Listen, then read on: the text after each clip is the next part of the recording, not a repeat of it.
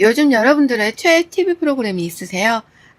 저는 요즘 가장 재미있게 보는 프로그램은 바로 돌싱글즈인데요. 제가 돌싱글즈를 1부터 챙겨봐서 3까지 보고 있어서 봤던 거 또 돌려볼 만큼 굉장히 재밌게 본 것 같아요. 엄청 울고 함께 웃었던 기억이 나네요. 저도 그래서 이번에는 용기를 내서 저의 이야기를 조금 해볼까 합니다. 여러분들도 눈치채셨겠지만 저는 여러분들이 생각하시는 돌싱이 맞습니다. 오늘은 제가 돌싱이 되어 지금의 남편을 만나게 되기까지의 저의 이야기를 들려드리도록 하겠습니다. 저는 수원시에 거주하고 있는 30대 후반의 평범한 여성입니다. 저는 어릴 적부터 집이 어려웠던지라 안 해본 일이 없을 정도로 참 열심히 살았습니다. 저희 부모님은 제가 고등학생이 되던 해 아빠가 먼저 대장암에 걸려서 돌아가시고 2년 정도 있다가 저희 엄마 또한 유방암으로 돌아가셨어요. 아빠 병간호로 오래 했던 저희 엄마는 자기 몸을 돌보지 못한 채 그렇게 쓸쓸히 돌아가셨죠.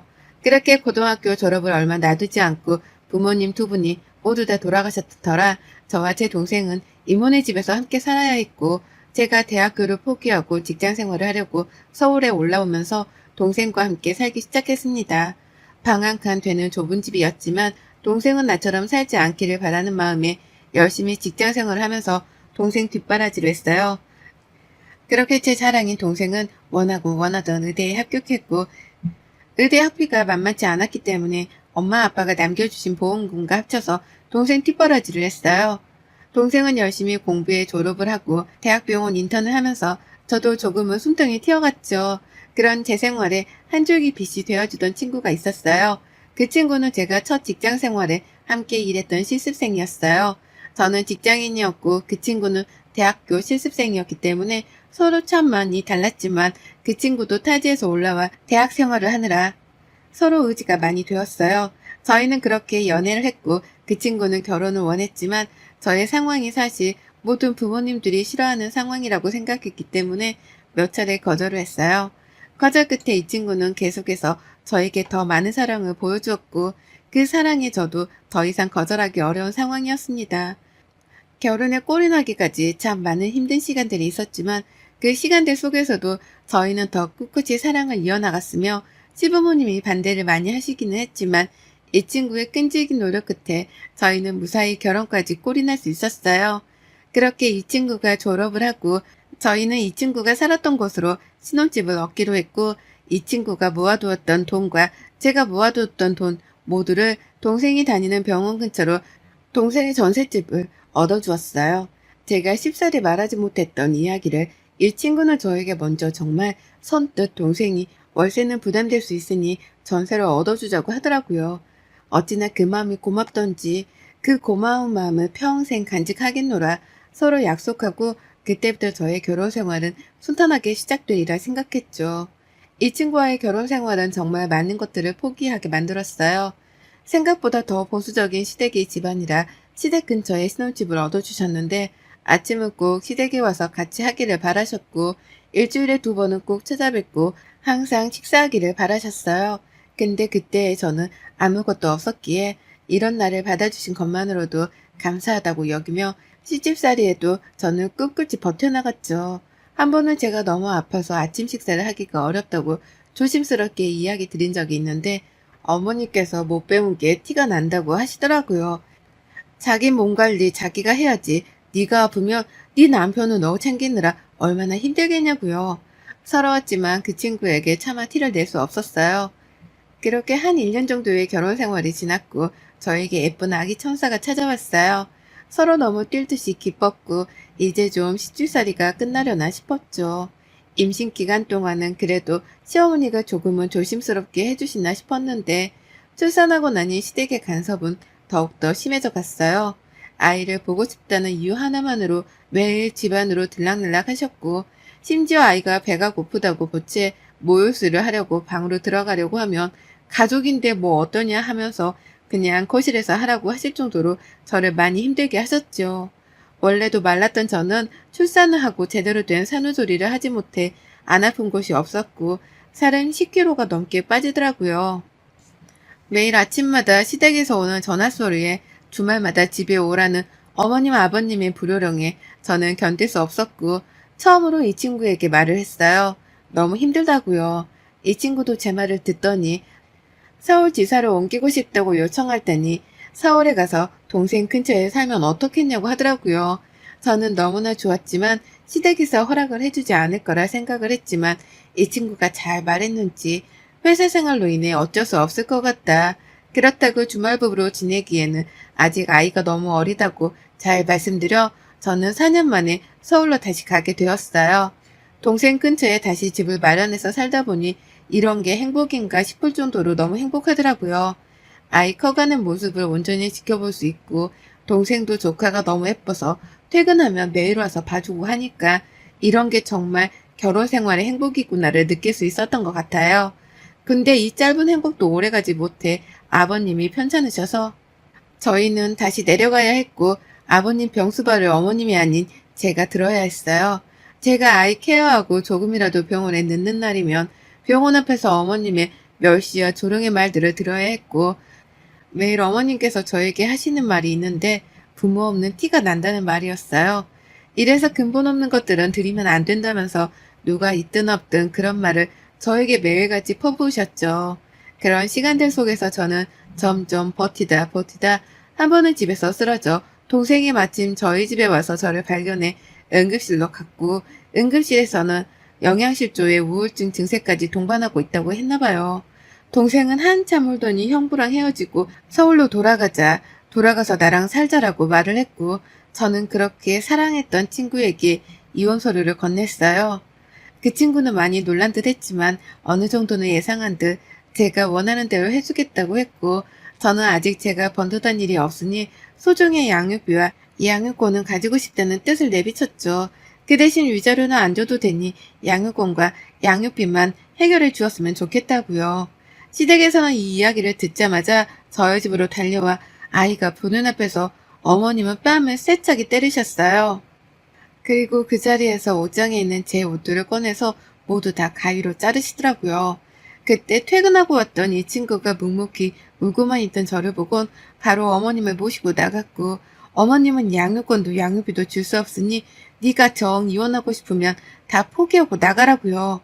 이 친구는 중간에서 계속 이야기를 했지만 더 이상 먹히지 않았고 누구 한 명이 포기할 때까지 하겠다는 어머님의 고집에 제가 두 손 두 발을 들 수밖에 없었어요. 이 친구에게 그 대신 아이를 일주일에 한 번은 꼭 만나게 해달라. 그게 어려우면 한 달에 2번 정도는 면접 교섭권 이행을 지켜달라고 했고 저는 그렇게 아이를 두고 첫사랑이었던 이 친구와 이혼을 하게 되었습니다.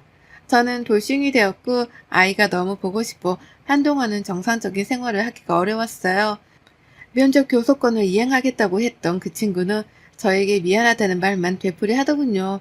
아이가 아직 어린데 이혼했다는 상처를 아이에게 주고 싶지 않다고요. 나중에 아이가 우리의 이야기를 잘 받아들일 수 있을 때 그때 만나는 게 어떻겠냐고요. 아이를 위한다는 그 친구의 말에 저는 아무 말도 할 수 없었고 그렇게 저는 아이를 만나지 못했어요. 그렇게 어영부영 몇 달이 흘러가고 이혼했다는 사실보다 내 아이를 볼 수 없음에 너무나 마음이 많이 아팠습니다. 그러다 동생이 저에게 울면서 이야기를 하더군요. 언니, 나는 언니가 제발 이제 행복해졌으면 좋겠어. 나를 위해서 하늘에서 우리를 지켜보는 엄마 아빠를 위해서라도 제발 부탁이야. 나는 언니가 전부인데 언니가 이렇게 무너지면 내가 어떻게 잘 살 수 있겠어. 라며 우는 동생의 마음에 정신 차리고 나중에 아이를 데려오자며 일만 집중하자 싶어서 다시 일을 하기 시작했어요. 그러다 동생이 갑자기 통장을 하나 주더니 저에게 언니가 하고 싶은 일을 하면 어떠냐고 하더군요. 제가 잊고 살았던 꿈들을 찾았으면 한다는 동생의 말에 저는 옛날부터 꿈꿔왔던 공부들을 다시 하기 시작했어요. 저는 고등학생 때부터 저만의 디저트 브랜드를 갖는 게 꿈이었거든요. 그래서 열심히 제과 제빵 기술도 배우고 바리스타 자격증도 따고 동네에 조그맣게 커피와 디저트를 파는 가게를 내었어요. 근데 입소문이 좋게 나서 그런지 장사가 되게 잘 되었고 케이크는 주문으로 제작해서 하다 보니 가게를 늘려야 할 정도였어요. 바쁘게 살다 보니 빨리 돈을 많이 벌어서 우리 아이에게 떳떳한 엄마가 되고 싶었어요. 그렇게 조그맣게 했던 동네 장사가 지금은 조금 크게 사업을 확장해서 직원도 10명이나 생겨 지금은 2호점 오픈을 앞두고 있었죠. 정신없이 살던 와중에 저희 카페에 매일같이 오시던 손님 한 분이 계셨어요. 늘 똑같은 메뉴를 매일같이 드시고 있어 기억하는 손님이셨거든요. 근데 갑자기 그날은 그 손님이 저에게 처음으로 질문을 하더라고요. 직접 커피를 내리시던데 저도 배울 수 있을까요? 라고요. 그래서 저희는 교육 일정은 따로 없어서 죄송합니다. 그 대신 더 맛있는 커피로 보답드리겠다고 말씀드렸고 그 손님은 저에게 멋쩍은 듯 웃으며 편지 하나를 건네고 연락 달라는 말만 하고 나가시더라고요. 그 편지 내용은 저를 오랫동안 보았고 처음 만난 순간부터 지금까지 그 마음이 변하지 않아서 용기 내었다는 내용이었어요. 꼭 연락을 줬으면 한다는 편지 내용이더군요. 저는 그분께 편지와 마음은 너무 감사하지만 제 상황이 누군가를 만나기가 여의지 못해 죄송하다고 좋은 분 만나셨으면 좋겠다고요. 그 뒤로도 그 손님은 매일같이 빠짐없이 보러 오시더라고요. 한 번은 마감하는 순간에도 있으시길래 마감 시간에 말씀드리고 가려는데 저에게 딱 한 번만 사석에서 만나볼 수는 없겠냐고 너무 간곡히 말하셔서 그렇게 처음으로 만나게 되었어요. 만나서 저의 모든 상황을 이야기했고 좋은 분이신 것 같은데 저는 친구가 되고 싶다고 했죠. 그분은 제가 이혼을 했다는 것과 아이도 있다는 점에 조금 놀라신 것 같았지만 이내 그런 것들은 만나는 데 있어 문제가 되질 않는다고 하시더군요. 그렇게 몇 차례 거절을 했음에도 불구하고 그분은 마음을 지속적으로 표현하셨고 저도 여자인지라 그런 마음에 참 행복해지더라고요. 이혼하고 나서는 다시 누군가를 만나지 않겠다고 생각했는데 참 사람 마음이 간사한 것 같아요. 그렇게 연애를 다시 또 시작하고 제 인생에 다시 오지 않을 것 같은 결혼을 또다시 했네요. 결혼을 결심하게 된 계기는 저는 저희 시부모님 때문이었어요. 저희 시부모님은 두 분 다 교직 생활을 오래 하신 분들로 사실 저 같은 며느리를 누가 좋겠어요? 근데 제가 처음 인사 가던 날 저를 보시며 어머님께서 어떻게 그렇게 지냈냐면서 너무 마음이 아프다고 하시더라고요. 꼭 다시 아이를 데려와서 아들과 함께 키웠으면 좋겠다고요. 이런 시부모님은 어디 가서도 만나지 못하겠다 싶어서 결혼을 결심하게 된 것 같아요. 그렇게 저의 두 번째 결혼 생활은 첫 번째와 다르게 너무나 행복했어요. 그 행복 속에서도 제 아이가 늘 보고 싶었고 남편이 이제는 엄마라는 걸 말할 때가 되지 않았냐고 먼저 보고 싶으면 가보자고 이야기해 주더라고요. 그렇게 저는 처음으로 아이를 만나러 내려갔답니다. 정말 멀리서 보고 올 생각으로 내려가서 보니 정말 많이 컸더라고요. 제가 보았을 때는 아직 잘 컸지도 못했는데 지금은 잘 컸고 말도 너무 잘해서 저를 기억할까 싶었죠. 멀리서 아이를 보고 오는데 그 친구를 마주쳤어요. 그 친구는 저를 보고 이야기 좀 하자고 했고 저희는 카페에 가서 그동안의 일들을 이야기 나눴어요. 아이가 너무 보고 싶고 이제 나도 아이를 데려와도 키울 수 있는 능력이 생겼다. 양육권은 가지지 못하더라도 면접 교섭권이라도 이행해 줄 수 없겠냐 부탁했고 그 친구는 자기도 아이가 엄마를 많이 궁금해해 연락을 해보려고 했다고요. 저는 잘 살고 있는데 그 친구는 무슨 일이 있는 건지 얼굴이 많이 상했더라고요. 그렇게 저는 아이와의 만남을 약속하고 다시 서울로 올라오는데 올라오는 길에 그 친구에게 전화가 왔어요. 나야, 잘 올라가고 있어? 너한테 못한 말이 있어서. 뭔데? 우리 애기 좀 한 몇 달간 데리고 있을 수 있을까? 라고요. 그래서 너무 놀라서 저는 당연히 된다고 정말 좋다고 말했고 그 친구는 한 번에 갑자기 가면 그러니까 몇 번 만나고 이야기하겠다고 하더라고요. 남편에게도 이 사실을 말했고 남편은 저보다 더 많이 좋아했었죠. 그렇게 몇 번 아이와 만나고 하다 보니 아이에게 엄마랑 몇 달 동안 지내보는 건 어떻겠냐고 물었고 아이는 너무 좋다고 하더라고요. 지금 저의 상황도 다 이야기했고요. 그렇게 아이와 함께하는 삶이 시작되었고 눈 뜨면 아이를 볼 수 있어 저는 세상을 다 가진 것처럼 행복했어요. 근데 어느 날 남편이 뭐 이체할 게 있는데 못했다고 은행 CD기에서 해달라고 부탁을 해서 은행에 갔다가 통장 정리를 하는데 1억이라는 큰 돈이 인출되어 있는 거예요. 그래서 왜 이렇게 큰 돈이 필요했을까? 우선 저에게 말 못할 일이 있나 싶어서 그날 저녁에 남편에게 슬쩍 물어봤어요. 혹시 무슨 일 있냐고 물어보니 아무 일 없다고 지금 너무 좋다고 하더라고요. 그래서 제가 솔직하게 오늘 통장을 보니 1억이라는 큰 돈이 나갔는데 무슨 일이 있냐. 그런 거면 같이 이야기해야지 왜 혼자 끙끙 앓냐. 걱정을 했죠. 그랬더니 어머님 아버님이 일이 있으셔서 빌려드렸는데 다시 주실 거다.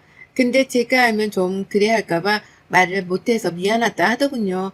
그래서 아니라고 당연히 들어야지 받을 생각하지 말자라고 했어요. 그러다 며칠이 지난 뒤 어머님께 전화가 왔길래 어머님 그이한테 어머님 아버님한테 빌려드린 돈 이야기 들었어요. 저희 정말 괜찮으니까 그 돈 안 갚으셔도 돼요. 저에게 해주신 마음에 비하면 이건 아무것도 아니라고요. 근데 어머님께서 저에게 들려주신 이야기는 그야말로 충격 그 자체였어요. 한 달 전쯤에 어머님 아버님께 전 시어머니가 되는 사람이 찾아왔었대요. 찾아와서 제가 어떤 애인지 아시냐면서 결혼 생활하면서 꽁친 돈으로 그 사업을 시작한 것 같은데 잘 되니까 이제 자기 아기도 안 보고 모른 척 한다. 그래서 우리가 그 아이 키우면서 돈이 많이 들어갔으니 양육비를 오히려 받아야겠다고 아니면 아이 평생 보지 말라고 하겠다. 전 시어머니가 2억을 요구했다고 그래서 어머님이 남편도 불러 같이 이야기를 한 후에 남편이 1억, 시부모님이 1억 해서 2억을 주고 아이는 대신 보게 해주셨으면 한다고 하셨다고요. 이 이야기를 듣고 저는 당장 그 전 시댁으로 달려갔어요. 문을 안 열길래 문을 세게 발로 차고 난리를 치니까 그제서야 열어주더군요. 그 전 시어머니라는 사람은 저보고 부모 없는 근본 없는 애가 역시라면서 왜 왔냐고 소리를 고래고래 지르시더라고요. 당장 저희 남편이랑 어머니께 받은 2억 내놓으라고 했어요. 무슨 양육비를 요구하시냐. 저한테 양육비, 양육권 주고 싶지 않다고 아이 두고 나가라고 한 게 누구시냐. 그 뒤로도 저에게 아이 보지 말라. 억지로 아이랑 엄마 떼어놓은 게 어머님이신데 지금 어디 와서 돈을 요구하냐. 제가 잘 되니 배가 아파서 그러냐. 이러면서 집안에 있는 물건들을 다 던졌어요. 이걸로도 제 분이 안 풀리는 것 같다. 안방에 들어가서 어머님 옷을 다 꺼내서 찢을 수 있는 걸 박박 찢으며 난리를 쳤죠. 저 나갈 때 이렇게 하지 않았냐. 저 똑같이 해드리겠다. 당장 돈 내놔라. 그리고 양육권도 제가 가져가겠다. 변호사 선임하셔라. 저에게 어머님이 나갈 때 하시던 말이 전 아직도 기억이 난다고요. 변호사 선임할 돈 없으니 변호사 생각 꿈도 꾸지 말라고 하셨고 근데 지금 저는 우리나라 최고의 변호사 선임해도 될 만큼 많이 벌었다. 참고 있었던 건 그 친구가 아이라도 없으면 너무 힘들 것 같아 그러지 않았다. 하니 그때부터 저보고 근본 없는 것은 드리면 안 되는데 드려가지고 우리 집안이 풍비박산 났다고 하시더군요. 그 풍비박산이 뭔지 보여주겠다 하면서 거실에 있는 TV를 내리꽂았어요. TV 값은 2억에서 빼서 나머지 주셔라. 안 주시면 진짜 감옥 가시는 줄 아시면 될 거라고요. 그리고 그 사업하는 돈은 내 동생이 줘서 한 거니 그건 다 서류 제출하면 나오니까 알아서 하시라고요. 그렇게 아수라장을 만들며 나왔고 그 친구한테도 전화해 이 이야기를 다 했어요. 친구는 정말 몰랐다고 울면서 미안하다고 부모님은 자기가 말려야 했는데 자기가 너무 미안하다고 하더군요. 그럴 필요 없고 받은 돈은 당장 돌려줬으면 좋겠다라고 했어요. 그리고 소송을 걸겠다고요. 소송 비용 내기 싫으면 어머님께 직접 와서 우리 시부모님이랑 남편에게 사과하고 전해달라고요. 그렇게 며칠이 지난 후 그 친구가 엄마랑 같이 올라와 만나서 보니 전 시어머니는 똥 씹은 표정으로 왔더라고요.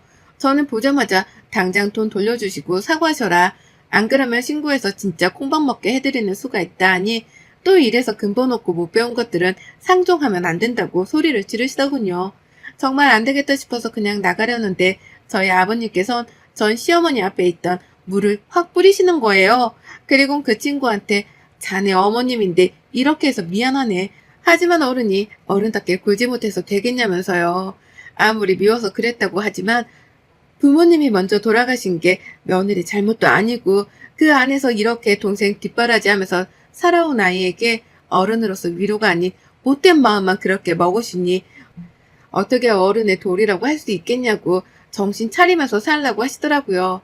그리고 아이는 우리가 데려올 테니 양육권을 포기하시던 소송을 하시던 알아서 하시라고요. 그리고는 제 손을 잡으시곤 나가자고 하시더라고요. 그날 어머니 아버님께 너무 죄송해서 한참을 울었어요. 어머님 아버님은 괜찮다고 네가 무슨 잘못이 있냐고 하셨지만 저는 고개를 들 수 없을 정도로 너무 죄송했네요. 그 시간이 흐르고 그 전 시어머니는 손자도 아들도 없는 집안에서 혼자서 사신다고 하네요. 그 친구는 엄마를 더 이상 보지 않겠다고 집을 나간 걸로 알고요. 우리 아이는 다시 제 곁으로 왔어요. 그 친구는 한동안 한국에 들어올 계획이 없다고, 아이는 나중에 한국에 들어오면 보러 오겠다고, 지금까지 떨어져 있던 시간 잘 채워주라고 미안했다고 문자가 왔어요. 저도 이렇게 돼서 유감이라고 미안하다고 잘 지냈으면 한다고 보냈고, 저희 지긋지긋한 전 시댁과는 정말로 끝이 났답니다. 저희 가장 최고의 복수는 어머님이 철저한 혼자가 되기를 바랬는데 그 바람대로 된 것 같아요. 제 생의 봄날은 다시 없겠다 싶었는데 좋은 남편, 좋은 시부모님 만나서 더 많이 사랑받고 사는 요즘 저는 너무나 행복하답니다. 하늘에서 보고 계시는 엄마 아빠도 이런 제 모습을 보면 정말 기뻐하실 것 같아요. 여러분의 생각은 댓글로 남겨주세요. 오늘도 시청해 주셔서 정말 감사합니다.